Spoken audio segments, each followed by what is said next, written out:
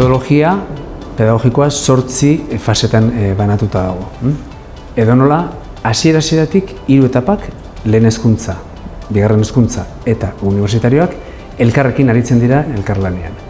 Horrela, zaharrenak ikasle txikienen ikasgeletara abiatzen dira, joaten dira, eta bertan txikiek sormena jorratuz eraikiko duten marrazkitxoien lanketan laguntza eskaintzen diete. Ikastola bakoitzean dagokion marrazkia demokratikoki aukeratzen dutenean, DBH-ko teknologia tailerrera eramaten dute eta unibertsitatera. Eta batean maketa eraikitzen abiatzen dira eta bestean prototipo virtualak eta prototipo fisikoak. Azkenean, Euskuntza komunitate osoari aurkezten zaio egindako lan guztia, bai marrazkiak, bai maketak, bai prototipoak, eta poster edo dagokion komunikazio euskarri edo tresnen bidez egiten dira adierazpen guztiak.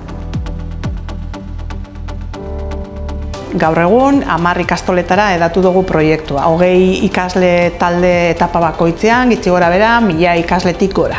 Sormenean sakontzen jarraituko dugu, maketak eta prototipoak hobetzen eta ikastolak gehiagotara hedatzen. Konbentzituta gaude, hasitako bide hau egokia dala.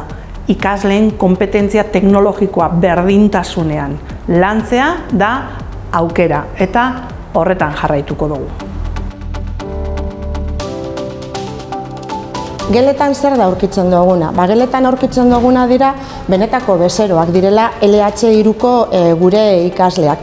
Gainera, egiten duguzan lan horrek benetako epeetan entregatu behar duguz, bai?